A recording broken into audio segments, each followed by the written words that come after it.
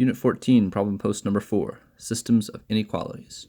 Be sure to fill out your pre-score, number 1 through 5, assessing your ability to graph and find the solution set of a system of inequalities before watching the video. This video's guest of honor will be a pirate with a sword.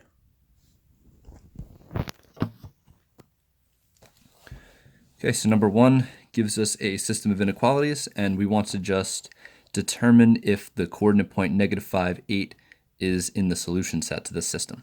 So to do that, we need to substitute the -5 in for x and the 8 in for y in both inequalities and make sure that both inequalities are true. So we'll start with this one on the top here. We will plug in the 8 for the y value, and that has to be greater than or equal to -2 times -5 minus 10. So 8 would be greater than 10 minus 10, and 8 would be greater than or equal to 0, which is true because 8 is greater than 0. For this inequality here on the bottom, we will substitute the 8 for y, and that now has to be less than 3 times -5 plus 22. So 8 would have to be less than -15 plus 22. And 8 would have to be less than 7. But 8 is not less than 7. 8 is greater than 7, so this does not work out. We will say no. -5, 8 does not satisfy both inequalities, or does not make both inequalities true. Key word here is both.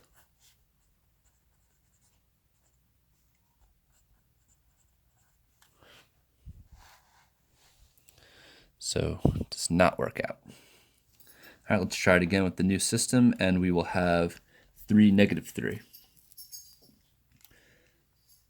Let's just section off some work. And I'll start with this top inequality.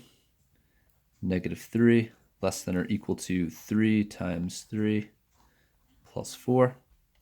And this is looking pretty good. 9 plus 4. That's 13, and -3 is definitely less than 13, so that works out. For the other one, we have -3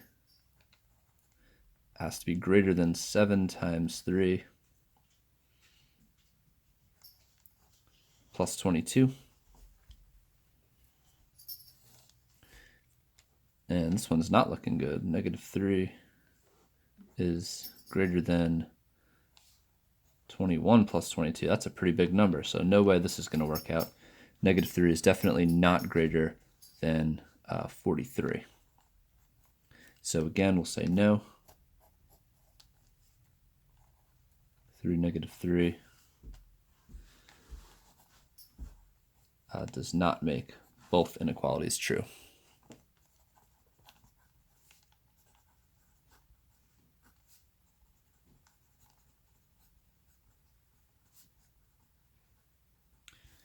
Okay, moving on to number 3, we have a graph here, and we want to graph the solution set to this system of inequalities. So both are linear, which means I'm going to use the slope-intercept form of their line to plot the points. I'm going to use the slope-intercept form to plot the points. An alternate method would be to plug these equations into the y= screen, pull up the table of values, and you can plot the points that way. But I recognize here that the slope of this line is 1. If I don't see a number in front of x, I know there's a 1 in there. And my y-intercept is -2, so I'll start at -2, I'll make a point, and using my slope of 1, I'll go up 1 and to the right 1. And I can do this a bunch of times, and I can also go down 1 and to the left 1. Before I connect these points, I'm going to check my inequality symbol. I notice that it is less than or equal to. Since I have the bar underneath the equal sign, that means I can make a solid line through these points. So with my straight edge, I will make a solid line.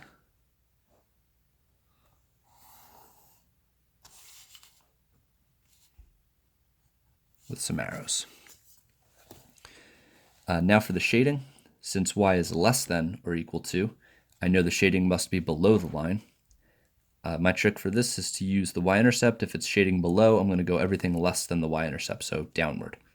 Another thing we could do that method is a bit confusing, is pick a point, any point on the graph, plug it into the equation. If it works, then shade that portion of the graph. If it doesn't work, shade the opposite side of the line. So I'm going below the line because it's less than.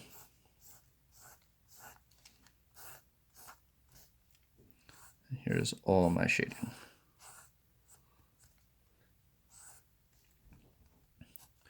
Okay, if I picked the point 0, 0, I would know that 0 is not less than -2. So that means 0, 0 would not be in the solution set. So I'm shading everything on the other side of the line.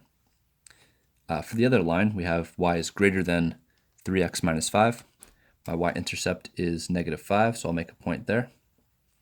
And using my slope of 3, I will go up 3 units over 1 unit. And I can do this a bunch of times. Could also go down 3 and to the left 1. 1, 2, 3, yeah. Okay, so from here I can connect the points. Noticing that my inequality is strictly greater than, I'm going to make a dashed line or dotted line through these points.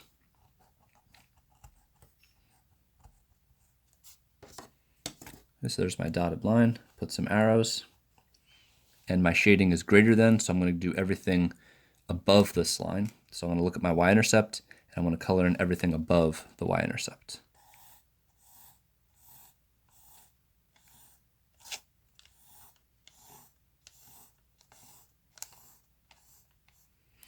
Okay, so we see some intersection of shading in this region of the graph here. This is my solution set. So to indicate that, I'm going to put a large dark S in my solution set. That is the overlap of the shading. So any of these coordinate points, when substituted into the inequalities, will make both true. And that is my answer. As long as I have more than one line on a graph, it's always important to label which line is which. So at the tip of this one here, I'm going to put y greater than 3x minus 5. And then at the tip of this one down here, I'll have y less than or equal to x minus 2.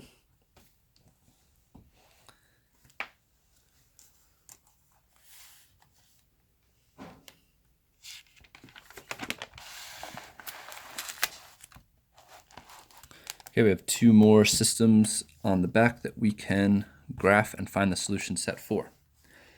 So the first one, we have y greater than or equal to 2x plus 3. So I'll use my slope-intercept form of the line. My y-intercept is 3.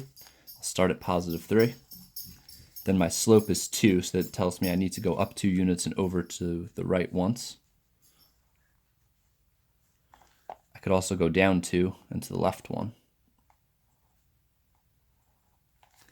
I have the line underneath the inequality. This is greater than or equal to. So this bar underneath tells me that I can draw a solid line through these points.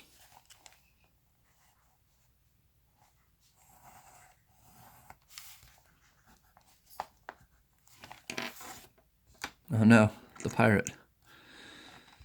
Okay, so this is y greater than or equal to 2x. Tape. Move that over. Y greater than or equal to 2x plus 3. Okay, we have some shading. This is greater than or equal to, so my shading is going to be above the line. So I'm going to look at my y-intercept, and I'm going to color in everything that is above this y-intercept on the line. So that would be this way.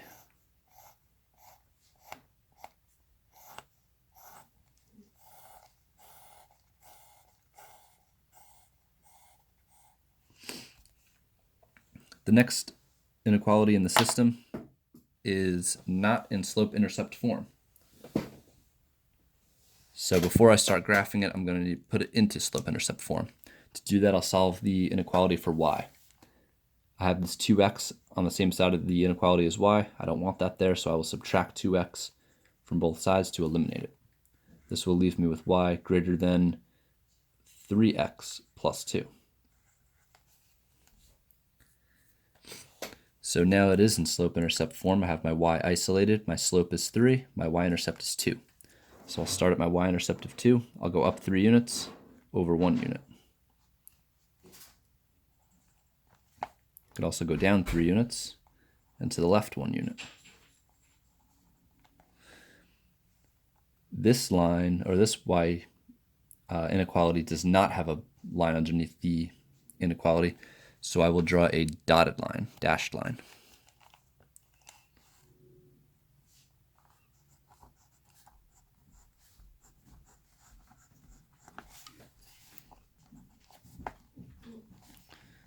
And I will label this line down here to make that a little bit less confusing, because these are like right on top of each other. So this one is y greater than 3x plus 2. And for some shading, this shading is also above the line. So I'll also be going above the y-intercept. And I'm going to just change the direction of my shading. And I'll be drawing horizontal lines to the dotted line.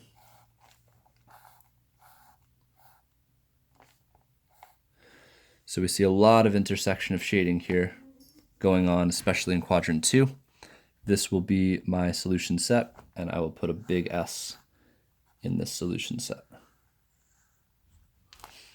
indicating the overlap of shading.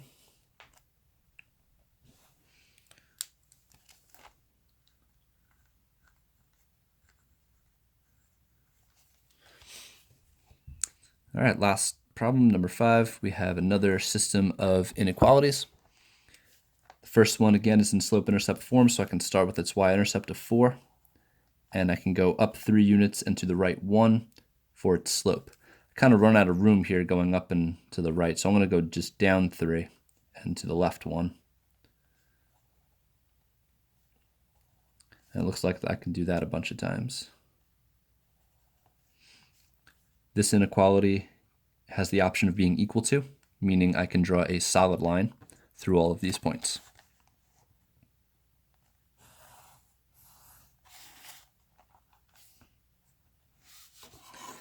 And we have a less than inequality symbol, meaning it's everything below the line. So I'm going to shade below this line.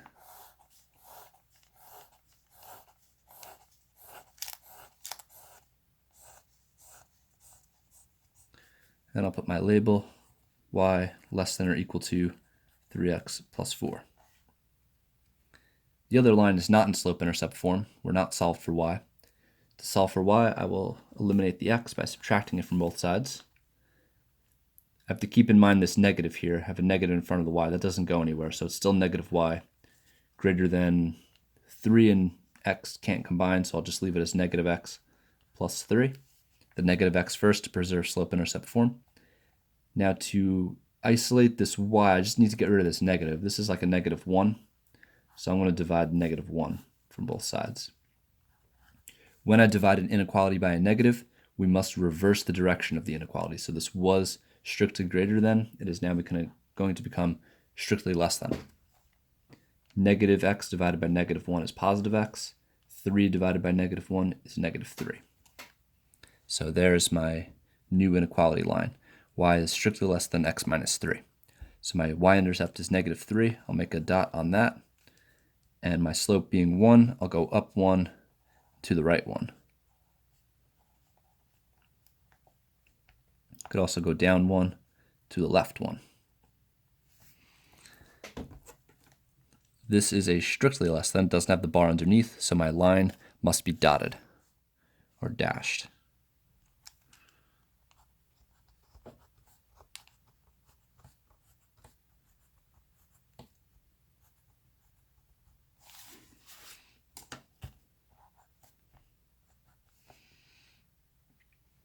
Okay, and this line will be y is less than x minus 3. Now for the shading, I need to shade everything that is below the line because it's less than.